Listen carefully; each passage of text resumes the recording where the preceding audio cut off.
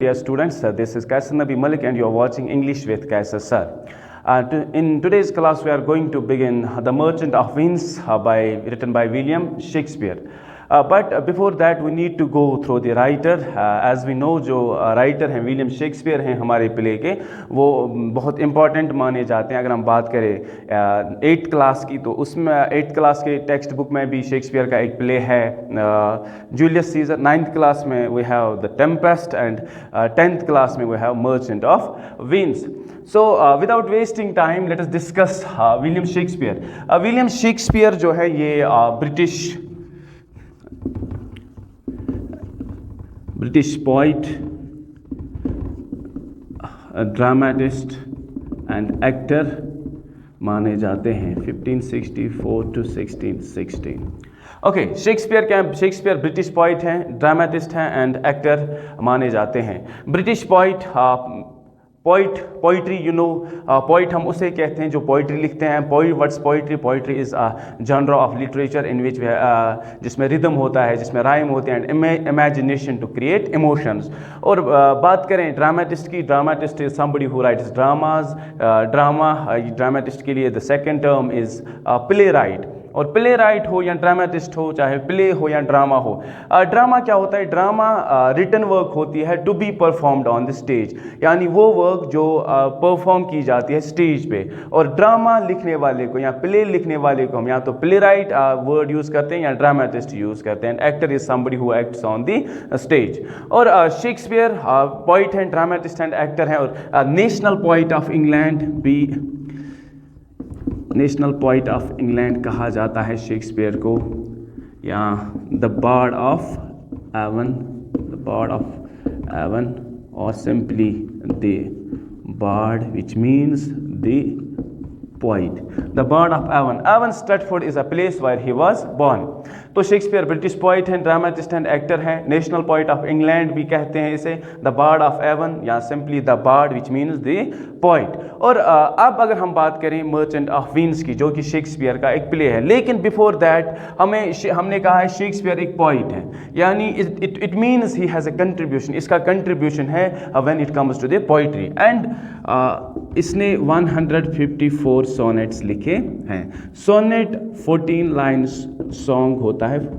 Sonnet is 14 lines song होता है. जैसे बैलड है, बैलड एक ऐसी पोइम जो हमें नरेट करे स्टोरी, या एलिजी जो किसी के गम में या मरने पे लिखते हैं. ऐसे ही शेक्सपियर ने 3 लॉन्ग नैरेटिव पोइम्स भी लिखी हैं, 3 लॉन्ग नैरेटिव पोइम्स भी लिखी हैं. तो ये था Shakespeare as poet. And dramatist की बात करें तो इसने 39 प्लेज लिखे हैं या 39 ड्रामाज लिखे हैं. इनमें से कुछ ड्रामाज जो है शेक्सपियर के हैं वो कोलैबोरेशन में हैं. एंड ऑलमोस्ट 37 प्लेज ऐसे हैं जो इसने खुद लिखे हैं. एंड देयर आर 2 प्लेज जो इसने कोलैबोरेशन में लिखे हैं, यानी जिनमें दूसरे राइटर्स का भी कंट्रीब्यूशन है. और let me mention some of his plays. जैसे हेमलेट है, मैकबेथ, ओथेलो या Julius Caesar, the merchant of Venus,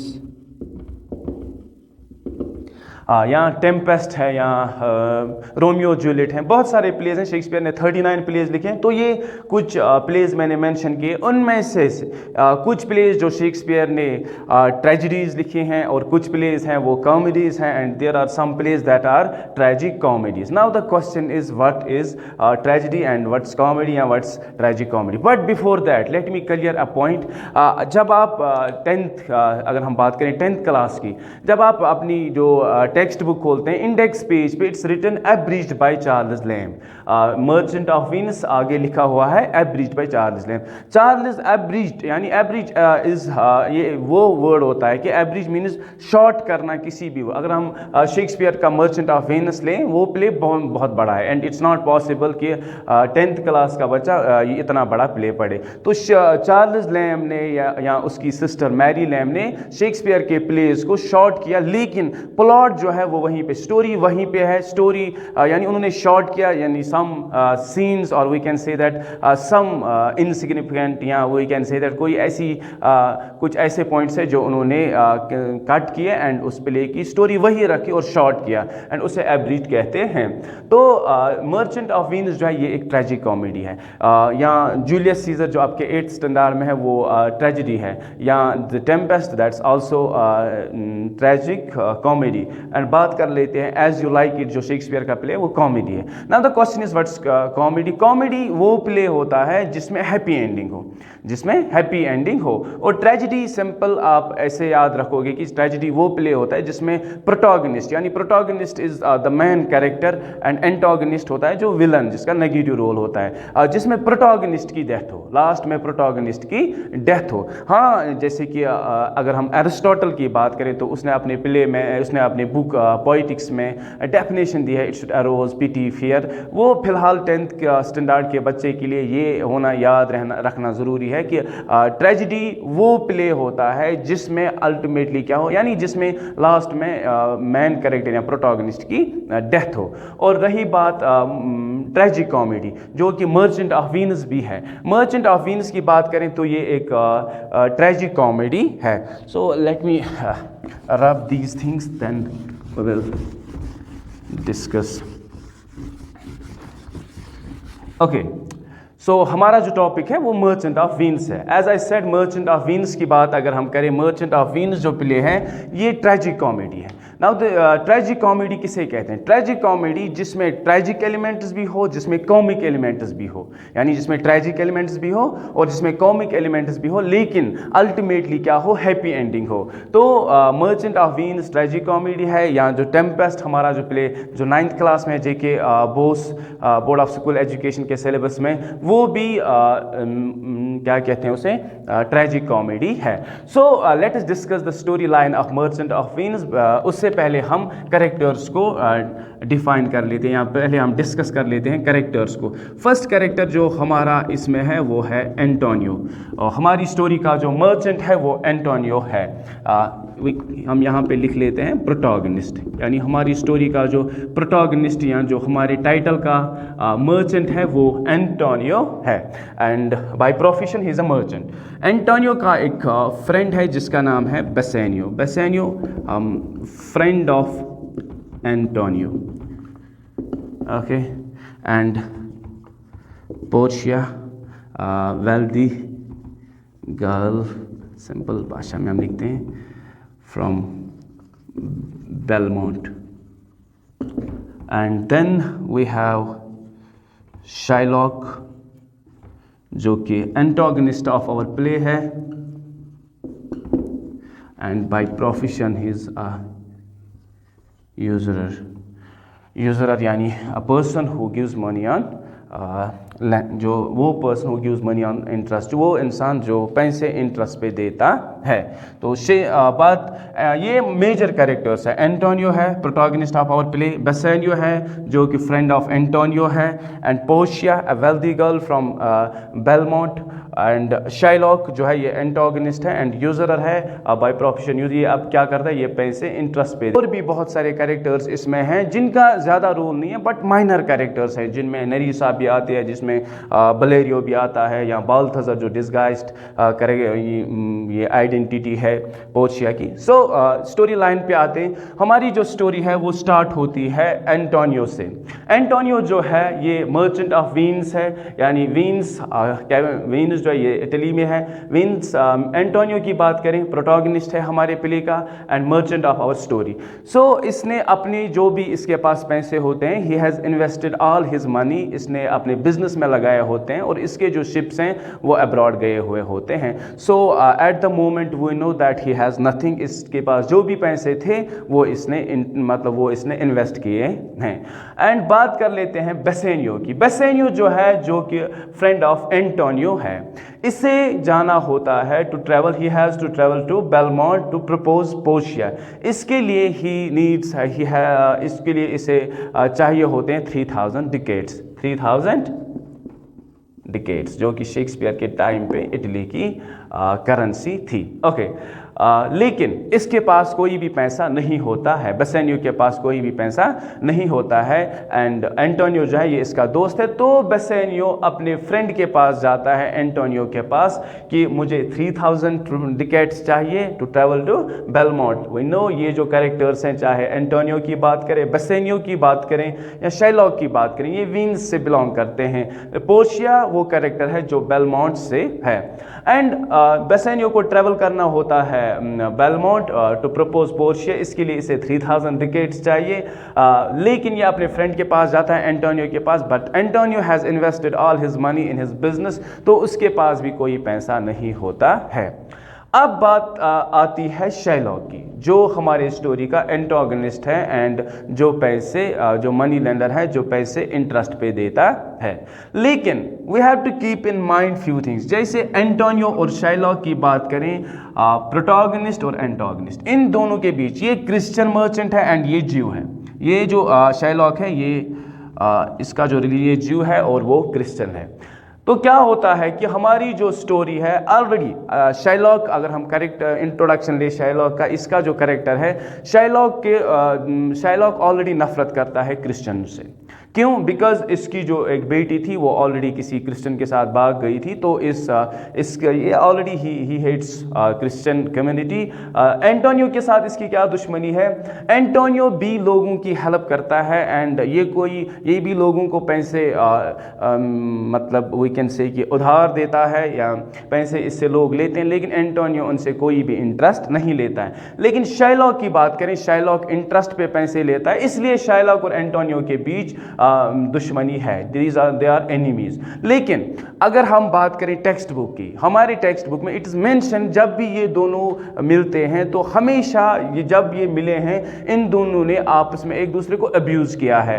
Antonio ने इसे गाली दी है, या जो भी इनके बीच बातचीत हुई लेकिन नेगेटिव वे में ही हुई। इवन कि it's mentioned in our text that Antonio जो है इसने इसके मुंह पे थूका भी है एंड गालियां भी दी है। इवन इसने कहा है कि कुत्ता भी कहा है किसे? शेरलॉक से। लेकिन अब जब एंटोनियो जो है इसके पास पैसे नहीं है, तो ये दोनों आते हैं किसके पास? शेरलॉक के पास, कि हमें 3000 टिकट्स चाहिए, आप बदले में जितना भी इंटरेस्ट चाहो ले सकते हो। लेकिन शेरलॉक के पास जब ये आते हैं, शेरलॉक जो है वो he is very happy that कि जो इंसान मुझे टीज कर रहा था, जो इंसान मुझे क्रिटिसाइज कर रहा था, आज वो ही मेरे कदमों के नीचे आ गया। एंड यहाँ पे हम देखते हैं कि जो इसमें जो एलिमेंट है, एलिमेंट ऑफ रिवेंज है, बदला। यानी शेरलॉक जो है वो चाहता ही है कि मैं किससे बदला लूं? एंटोनियो से। अब एंटोनियो खुद शेरलॉक के पास आया है। इट मीन्स इस शेरलॉक एक हिसाब से खुश ही है कि ये अब मेरे पास आया, अब मैं इसे अपना बदला लूंगा। लेकिन वहाँ पे क्या होता है, पहले ये इसे कहता है कि आपने मुझे, जब भी हम मिले हैं आपने मुझे कुत्ता बोला है, आपने मुझे अब्यूज़ किया है, तो एक कुत्ते के पास कहाँ इतने पैसे होंगे, एक कुत्ता कैसे आपकी हेल्प कर सकता है? लेकिन अल्टीमेटली वो इसे बोलता है कि ठीक है मैं आपको लेकिन एंटोनियो इसे कहता है मैं आपको अब भी कुत्ता कहूँगा, मैं आपको अब भी, हम कोई दोस्त नहीं हुए, मैं यहाँ पर आया हूँ सिर्फ अपने फ्रेंड के लिए, मुझे पैसे चाहिए, उसके लिए आप जितना इंटरेस्ट चाहो ले सकते हो, लेकिन ये बात है कि मैं आप हमारी कोई फ्रेंडशिप नहीं है।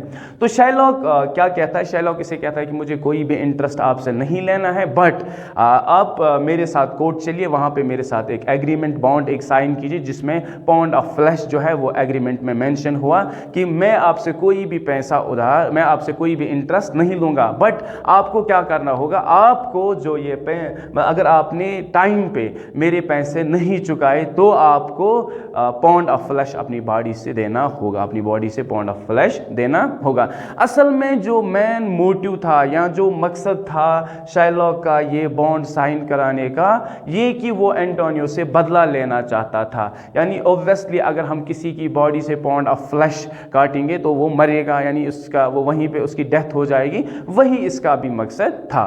तो क्या होता है कि ये इन्हें पैसे देता है 3000 टिकट्स, और ये जो बेसेनियो है he travels to Belmont and वहाँ पे जो भी सिटर्स आए हुए होते हैं, अल्टीमेटली जो पोर्शिया और बेसेनियो की शादी हो जाती है।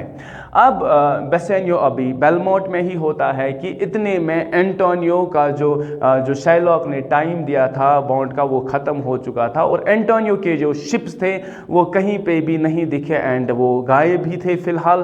तो अब एंटोनियो जो है वो शाइलॉक के पैसे नहीं चुका पाया, तो क्या करना था, अब जो बॉन्ड में मेंशन है वो उसको पाउंड ऑफ फ्लैश देना होगा। लेकिन क्या होता है कि ये इससे लेटर लिखता है अपने फ्रेंड को बेसेनियो की कि आप आइए यहाँ वीनस आइए और मुझे फेयरवेल बोलिए and let us witness each one last time, एक दूसरे को हम देखते हैं and then we bid farewell to each other. तो वहाँ पे क्या होता है कि बेसेनियो जो है ये स्टोरी पोर्शिया से डिस्कस करता है एंड पोर्शिया जो है वो अपने एक हम कह सकते हैं रिलेटिव एक्वेंटेंस जो बलेरियो है उससे बलेरियो इसे सजेशंस देता है। तो क्या होता है हमारे यहाँ जो प्ले है इतने में जो कोर्ट सीन आ जाता है, यानी शाइलॉक जो है इसने एंटोनियो को कोर्ट में लाया है and it's mentioned in the bond. तो वहाँ पे जो पोर्शिया है, पोर्शिया सारी स्टोरी सुन लेती है एंड पोर्शिया एज डिस्गाइज यानी फॉल्स आइडेंटिटी वो लेती है बाल्थज़र। अब ये एज बाल्थज़र कोर्ट में आती है, यानी ये वकील लॉयर का ड्रेस पहनती है एंड किसका केस लड़ने के लिए आती है, यानी एंटोनियो बेसेनियो का केस लड़ने के लिए आती है जो कि शाइलॉक के अगेंस्ट है यहाँ। ओके, तो वहाँ पे क्या होता है कि जब केस मैं इसे शॉर्ट कर रहा हूँ क्योंकि ये वीडियो ज़्यादा लंबा होगा अगर हम माइनर डिटेल्स भी इसमें डालेंगे।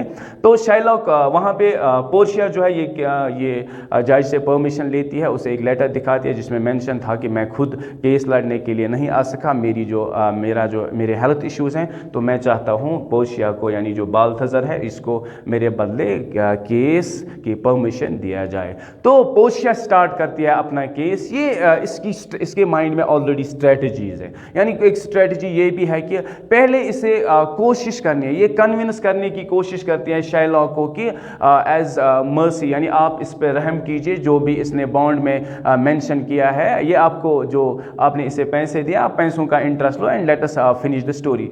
लेकिन वहाँ पे एक स्पीच है जो 8th क्लास के इंग्लिश में भी है, मर्सी जो है ये स्पीच देती है पोर्शिया किसे, शाइलॉक को, कि मर्सी जो है ये डिवाइन क्वालिटी है, आप रहम कीजिए इस पे। और लेकिन ये जो स्ट्रेटजी है ये बिल्कुल भी सक्सेसफुल नहीं होती है। जो शाइलॉक है ये he is ready to kill him, he is ready to murder Antonio उसे, क्योंकि वी नो इन दोनों के आपस में दुश्मनी है। तो शाइलॉक जो है वो एंटोनियो को किसी भी हालत में मारना ही चाहता है। लेकिन अब जो है दूसरी स्ट्रेटजी, जब एक स्ट्रेटजी काम नहीं करती है तो पोर्शिया के पास दूसरी स्ट्रेटजी है। स्ट्रेटजी क्या है कि इसने अब इसे बोला ठीक है, अगर आप चाहते हो कि आप पाउंड ऑफ फ्लैश, वो आपका हक है क्योंकि it's mentioned in the bond and आपको पाउंड ऑफ फ्लैश मिलेगा, लेकिन इसकी बॉडी से कोई भी खून का कतरा नहीं गिरना चाहिए। यानी अब इसने दूसरे वे में इसको फंसाया, किसे, शाइलॉक को। क्यों? क्योंकि इट्स नॉट पॉसिबल हम किसी की बॉडी से पाउंड ऑफ फ्लैश काटे एंड लास्ट में यानी वो जिंदा ही रहे। तो शाइलॉक को समझ आया कि इट इज़ नॉट पॉसिबल, तो शाइलॉक ने ये बोला it's not mentioned in the bond, it's not mentioned in the bond and finally, लेकिन जो शाइलॉक जो है अपनी फ्रस्ट्रेशन में कहता है कि नहीं, अब मुझे शाइलॉक को ये लगता है कि अब मेरा जो केस है वो मेरे हाथ से गया। तो वो क्या कहता है कि मुझे 3 टाइम्स 4 टाइम्स यानी वो वाले एक्सक्यूज़ देता है। लेकिन जो पोर्शिया है इसने कहा या तो आपको पाउंड ऑफ फ्लैश लेना होगा या तो आपको कोई भी पैसा नहीं लेना होगा, because pound of flash is mentioned in the bond. तो इसके बाद क्या होता है कि शाइलॉक जो है वो सॉर्ट ऑफ फ्रस्ट्रेटेड हो जाता है वहाँ पे कि उसको लगता है कि मैंने केस हारा, वो अब अपने पैसे वापस मांग रहा है लेकिन कोर्ट उसे अलो नहीं करता है। तो फाइनली कोर्ट जो अब शाइलॉक भागना चाहता है, लेकिन अब पोर्शिया ने इसे रोका, बोला कि आपने जो सिटीजन ऑफ वीन्स है इसके खिलाफ साजिश की इसे मारने की, कोर्ट इसे भी इसके लिए वीन्स के कोर्ट में सज़ा है। लेकिन फिर क्या होता है, अल्टीमेटली कोर्ट जो शाइलॉक के पास जो भी प्रॉपर्टी है वो according to the law of Venice का जो है वो शायद इसके नाम एंटोनियो के नाम होती है, क्योंकि एंटोनियो क्या है, एंटोनियो के अगेंस्ट इसने वो प्लानिंग की थी या स्ट्रेटजी बनाई थी इसे मारने की, इसके लिए यहाँ विंस में सज़ा है। तो फाइनली एंटोनियो क्या कहता है, एंटोनियो इससे कोई भी पैसा नहीं लेता है, बल्कि जो इसकी प्रॉपर्टी या हाफ प्रॉपर्टी इसकी बेटी के नाम, शाइलॉक की बेटी के नाम करती है, क्यों जो कि इन द फर्स्ट प्लेस हमें पता था कि वो एक क्रिश्चियन के साथ भाग गई थी। एंड इस तरह से हम अगर इस प्ले की बात करें, जो हमारा प्ले है, तो यहाँ पे जो कोर्ट सीन है वो ख़त्म होता है। लेकिन इसमें जो एक इम्पॉर्टेंट पॉइंट है, जो इम्पॉर्टेंट एलिमेंट है, वो पोर्शिया की रिंग है। जब बेलमोंट से विंस की तरफ बेसेनियो आता है, पोर्शिया इसे रिंग देती है कि ये रिंग आप हमेशा अपने पास रखना और किसी को मत देना। लेकिन वहाँ पे क्या होता है, कोर्ट में जब पोर्शिया यानी बाल्थाज़र जब केस जीत जाता है, हम कह सकते हैं जीत जाता है, क्योंकि बाल्थाज़र जो है ये एक मेल है यहाँ पे, और वो इसे शुक्रिया अदा करना चाहता है Antonio and Bassanio. And finally वो बाल्थाज़र जो है वो डिमांड करता है रिंग, एंड बेसेनियो पहले डिनाई करता है, लेकिन फिर इसे अपना फ्रेंड कहता है कि दे दो रिंग। तो ये जब रिंग दे देता है, एक तरफ हम कहेंगे कि बेसेनियो जो वो फंस गया, क्योंकि ये पोर्शिया ही है जिसे ये रिंग देता है। पोर्शिया ही वो कैरेक्टर है जिसने इसे ऑलरेडी कहा था कि ये आप कभी भी कोई भी सिचुएशन आए आप अपने पास ही रखना है। एंड फाइनली जब ये प्ले यहाँ से ख़त्म होता है, पोर्शिया और बेसेनियो एक दूसरे के मतलब इनकाउंटर करते हैं, यानी वो मिलते हैं, तो वहाँ पे पोर्शिया उसे कहती है कि आपके पास रिंग कहाँ है, तो वो ही इज़ आंसरलेस वहाँ पे। तो पोर्शिया इसे फिर से एक वही रिंग देती है, बोलती है कि अब इस रिंग को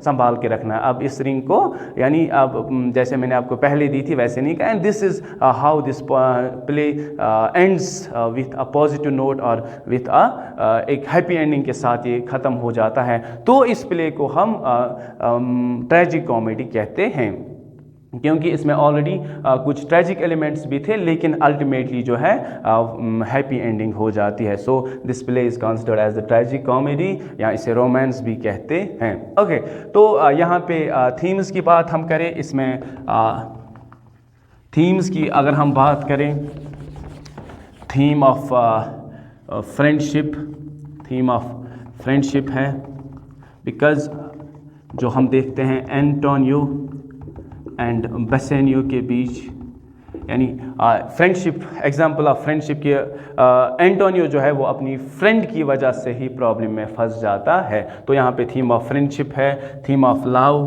जो एंटोनियो एंड पोर्शिया के बीच, and theme of revenge Antonio and Shylock, इन दोनों की दुश्मनी है। तो शाइलॉक जो है वो रिवेंज लेना चाहता है एंटोनियो से। और इसके बाद थीम ऑफ लॉ भी है, कैसे लॉ ने ही इसे बचाया, किसे, एंटोनियो को। And this is how the play ends. And I hope आपको ये समरी अच्छी लगी होगी, आपको ये प्ले अच्छा लगा होगा। Thank you so much, have a nice day.